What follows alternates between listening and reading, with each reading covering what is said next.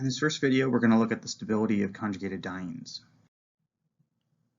Before focusing on the stability, let's work on classifying. This top diene shown above is an ordinary diene where it has two double bonds with no connection to one another. In a conjugated diene, you'll see that we'll be alternating between double, single, and double bonds. Alternatively, there's also a cumulene where it's one carbon being involved in both of the double bonds. We will be focusing mostly on the conjugated dienes for this chapter. When thinking about conjugated dienes, we need to keep in mind that conjugation means more stable. And this MO diagram will help see that. On the left-hand side, you can see the basis for our ethylene bonding and anti-bonding molecular orbitals.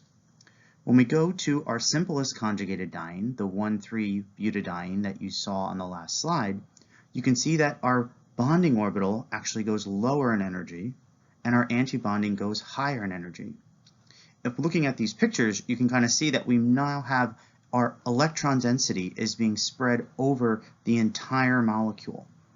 And so we can call this energy a delocalization energy because we're seeing that it's lower in energy compared to having two isolated or non-conjugated double bonds. Since each set of these carbons involved in double bonds is sp2 hybridized, we don't have a way to freely rotate the double bonds. However, we still have a carbon-carbon single bond connecting the two carbons. If we think back to Newman projections, you can use these terms in order to understand the relationship between where these carbon double bonds are going to be pointing. So if we had our double bond pointing in opposite directions, we would use the anti-conformation. Here we're going to refer to that as the S-trans conformation, with the S referring to the single bond. This is going to be our most stable, right? And we remember that from our anti-conformation. If we start to slowly rotate, we would end up getting our gauge conformation. And if we rotate again, we end up getting our S-cis conformation, which is slightly higher in energy. However, the reason this is important is we're going to need the S-cis conformation in order to proceed with specific reactions.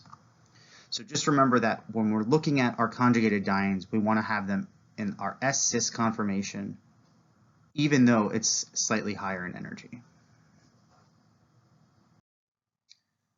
The last thing I want to talk about involving stability involves UV-vis spectroscopy, because we're exciting some of these pi electrons in our conjugated system.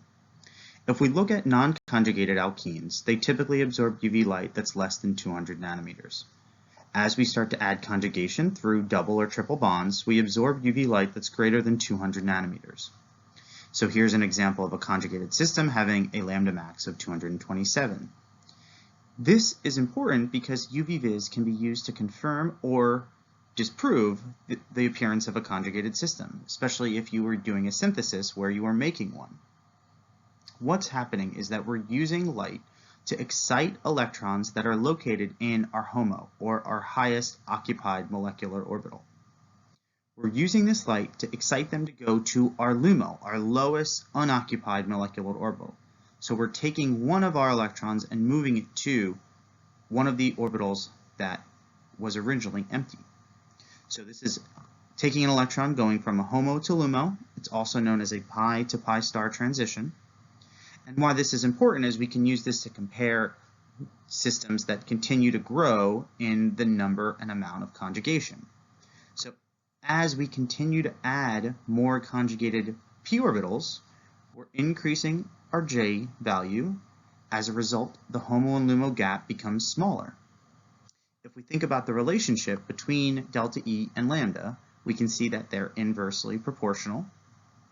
This means that as you add conjugation to a molecule, the longer the pi system is you have, the higher the lambda max is going to be, because the lower the energy gap from your HOMO to LUMO is. That wraps up this video.